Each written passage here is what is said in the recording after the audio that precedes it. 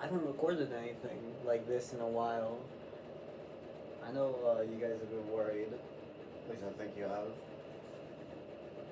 I don't know. I don't see many people comment anymore, but I gotta remember, like, if people don't say anything, that could just mean they don't know how to respond to this stuff. That's what I gotta remember about this stuff. But I've been feeling weird about things. I just didn't know how to really. I don't know, I think I just got so used to things being incredibly intense when I felt the need to record these that, like, I just haven't felt like anything needs to be talked about. Some days are bad, some days are okay, and some days are very nothing, you know? They just don't have much to them, and I've been feeling that a lot. I haven't been feeling much of anything. Some things have been getting better, some things have been getting worse. I haven't turned in any of my projects in my civics class, not a single one. And the grade in there is starting to actually get lower. Right when I was starting to get just a tad bit better in my biology class, as I talked about in the video. I've started doing a few more of those notes. That's just because there's 3 parts I'm supposed to do, and I keep forgetting to do the very last part, and the teacher doesn't notice. So I'm able to turn in a lot more when I just forget I haven't actually finished them properly. So it's getting a bit better in there, but I have 2 projects from 2 different classes, and I have not finished a single one of them. And I was supposed to get them done on Friday, so I'm gonna. And there's no way I'm finishing both of those tomorrow. I can't do it now. I gotta go to bed, like right after taking a shower too. I have like less than an hour, kind of not laying out. I don't know how to describe it. Just before curfew, you know? But, so that's kind of strange. And theater class, it's weird. In my theater class, I keep feeling very judged now. Like, everyone is judging me as if I'm a nuisance, and I'm the reason we aren't being very productive and there and during rehearsals. And I have the feeling that I'm definitely going to be tree-sixed. I don't know if I said what that term means on this channel at all. I might have said it this story. My teacher created this term, tree-sixed. I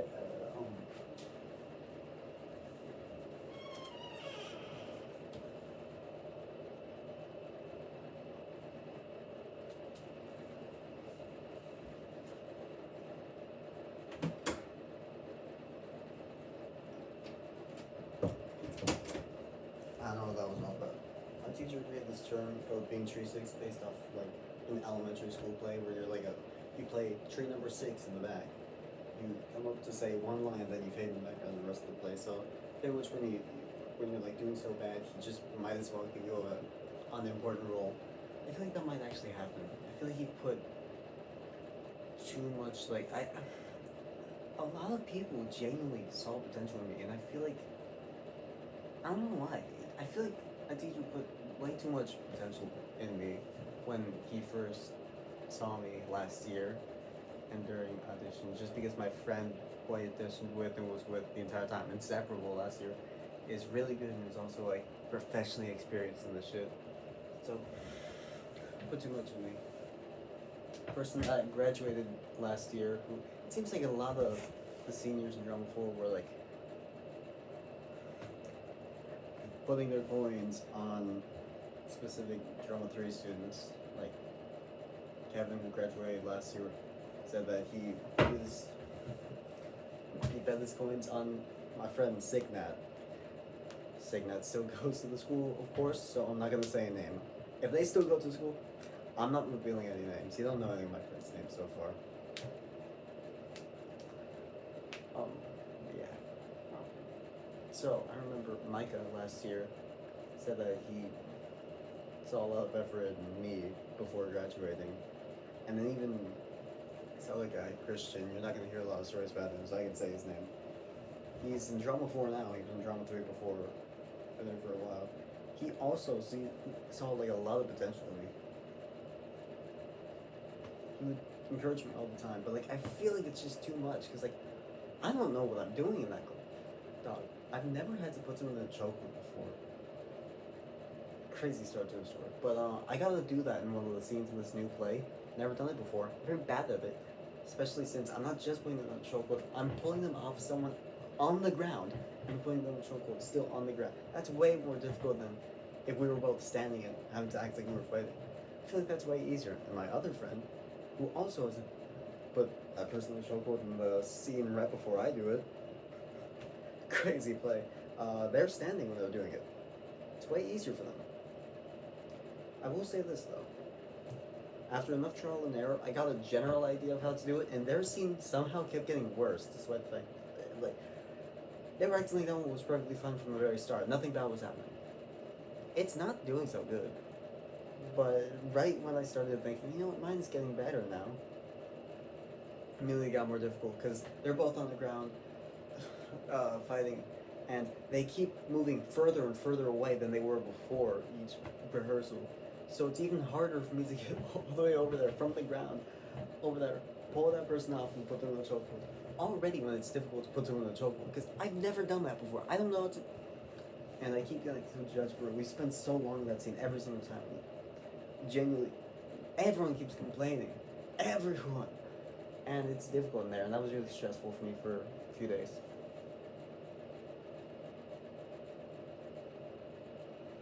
And my psychosis is, I haven't been seeing exaggerated figures in a while. Those ones I always kept describing and keeping a log of. Yeah, I haven't seen them in a while. It's kind of evolved. I had a psychotic episode, a stressful, paranoid psychotic episode a few days ago. Because these things are no longer exaggerated figures. They've been getting more and more realistic over time until they're fully just like people I'm seeing. And after I started seeing people when I was just stressed out, now I will get full on. My paranoia has been getting terrible from this stuff. And the paranoia also makes it worse.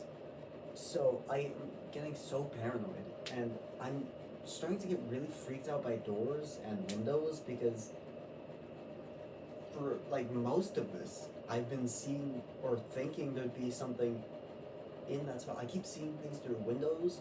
I keep thinking there's someone behind the door. I hate open doors especially. This door was fully closed before because I've never shut this door before. It's really hard to close. One time I closed it so hard, it finally shut for the first time, and I've been in this house for years. Just because I kept hearing things from here and genuinely thinking there's a person in there. Like days, maybe even one day after I had my psychotic episode, thinking there's people everywhere. Something's gonna come out the mirror. I'm seeing something in the mirror moving that could be in the real world, or just in the mirror. I'm scared of the mirror sometimes. I don't know why. And then seeing things in my my wardrobe moving around, and then thinking I'm actually seeing a face in there or something. And here, I keep seeing faces in these things. That's why I want this thing wide open so that I can't miss-see anything as easily. I was freaking out and I was so stressed out. I just had to, I asked my friend what to do. He told me to like lock the doors, rush taking the shower since I really wanted to do that. And it was actually really stressful. Even when I changed into a bath to make it a bit more relaxing. So stressful, and I hated it. I did not feel good at all. And I got so stressed out that I couldn't speak afterwards. It was hard for me to pronounce certain things, but especially more so, it was hard for me to like find the words to say anything I needed to do. I kept mixing words up for things that weren't even have anything to do with what I was trying to say when I was like talking to myself, because I do that a lot. Most of the time I use the word voice instead of something, but a good amount of the time it's just a random word that has nothing to do with anything. It's like, what? It was weird. And that stressed me out slightly more because that was the day directly before I had a line test, so I was like Please don't let this happen towards the morning when I literally have a line test to do, a 100% line test, when I have either the most or second most amount of lines in the entire play. I think the second most amount of lines in the entire play, but it's close. Because it's me and that one other person. We're the main characters of the play. This is why I think we're gonna be Tree 6. He puts so much potential in me that I'm one of the lead roles in this play. And I'm going to disappoint him so terribly. Because the main people complaining to me are the person who has professional experience for years in acting and the person who's already gone to a statewide musical. I can't argue with these two people. They have too much experience. But yeah, I keep seeing and hearing things that, like, I see bugs a lot. I'm seeing things through, like, a lot of faces and people moving around. It's not fun. Anyways, I was talking, I don't know how, but I was rambling about diagnosis stuff and like weird neurodivergence to one of my friends a few days ago. Just realizing how many things I was suspecting I could have. Some of them, maybe not. Some of them I'm more like flip a coin, like it's either this one or that one. But just having them all separately, would have been either anxiety disorder or stress disorder, possibly depressive disorder, or bipolar disorder, could have ADHD, could have autism, and then there's psychosis, and there might have been more stuff, I'm not sure. But so far, I don't know anyone who has 7 things to diagnose with.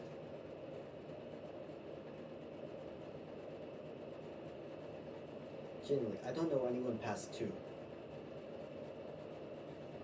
Like, everyone has only one, and then one person has 2. There's an ADHD and autism person, but I know someone who has ADHD and nothing but that. I know someone else who has PTSD and nothing but that. Someone else with DID, nothing but that.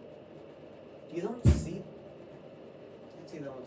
Oh yeah, I keep flinching a lot. Not like that, what I just did. I keep genuinely flinching or like small scream at the minor things I keep hearing or keep happening. Just so tense recently. I don't know what the fuck is going on. Because I'm not even as stressed out as I usually am. That's the thing. Nothing's stressing me out that much. Because it feels like nothing's happening. I don't know what I'm doing. The world froze or something. That's what I keep feeling like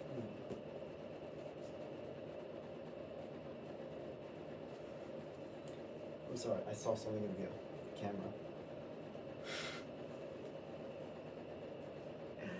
But I keep feeling like I'm being watched, like there's some sort of camera, or like this world is fake and I'm genuinely just like having an experiment conducted on me, Truman Show style. I genuinely get that feeling. I'm not even kidding. And I sound insane.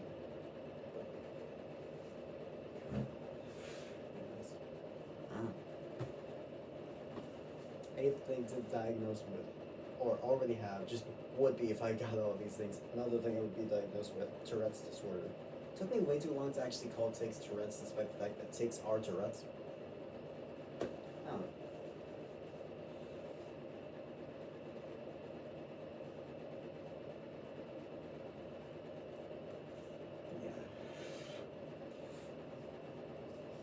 Yeah.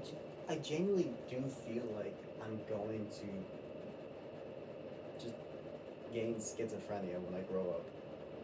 I think I've been so tense and paranoid with psychosis-related things that it's going to devolve into schizophrenia, because that's when you see things and don't fully know they're fake, and it's really intense, and is entirely paired up with paranoia, terrible paranoia and stress.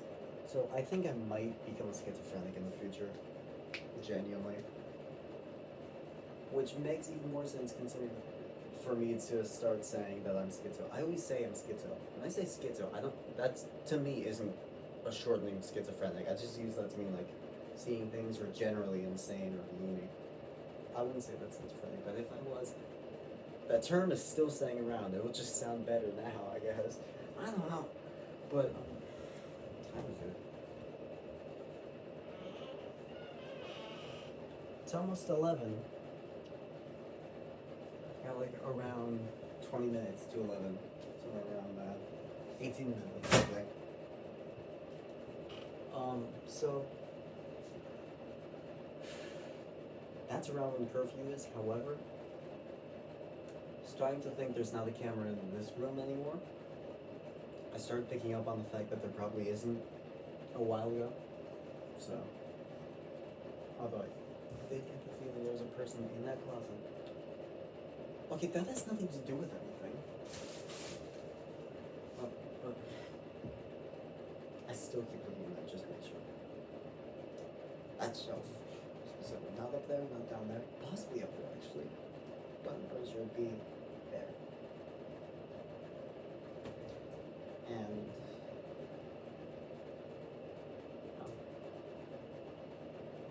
but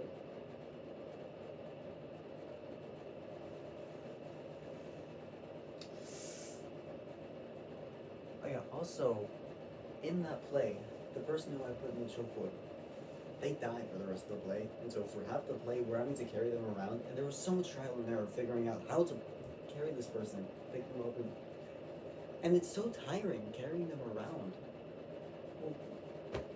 We'll be carrying them around somewhere, and then we just stand there for like a full scene. And it's so tiring. And like, I can't lift someone up or carry them for that long. So my friends are all telling me that I genuinely need to start like working out and I hate that because that's the only way it's actually going to be easier if I do that. Since we don't have that much longer until the plays actually go up, we weren't given that much time to do this, so it's going terribly. So the only way to get it over with isn't to wait doing all those rehearsals until it gets better. I gotta do stuff at home, but the thing is, I only do sit-ups because that has a less visible effect over time. I used to do push-ups like every day when I was like a while ago, long ago, just because of insecurity, before realizing, looking in the mirror, taking a shower each day, I looked too much like a two-man, I hated it, dysphoria, so I stopped doing that. Now I'm having to do it again, and that's really hurting my dysphoria, because now I'm just doing all this like workout stuff, and I hate it. I'm just gonna be like, and I can't talk anymore about this stuff, because I've long realized that like gender queerness, that's reserved for female people, I've even talked about this with my other AMAB non-binary friend. We're both like that. This person has a lot of stuff in common with me. It's freakish. But yeah, we'll talk about it. We both feel that way. We're like the only people we know that are genderqueer and male. So it's like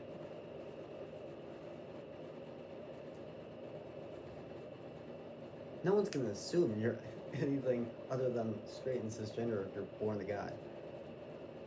I get judged so much by queer people when I talk about queerness because I keep forgetting that they're not gonna assume I'm one of them at all. So they think I'm just like mansplaining to them or like throwing too much stuff out there that I shouldn't be talking about.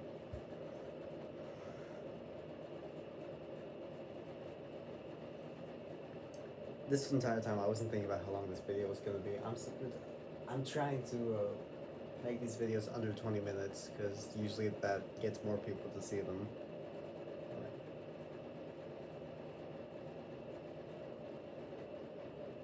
I don't know, just a little video of like a bunch of things happening while I wasn't making videos until I can start recording another one of these on like specific topics for a day or a week.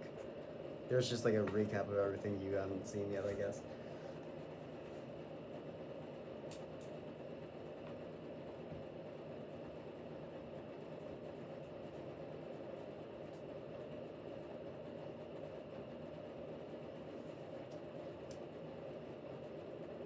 Lighten the mood. I saw FNAF 2 yesterday.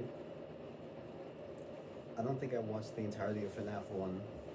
I watched a good amount of it, but not the entire thing, because I don't usually like lore-heavy games turn to movies, but this was pretty good. And it was with my friends too, so it was fun, like, talking about it and going back into like lore that I haven't looked at since like 6th grade.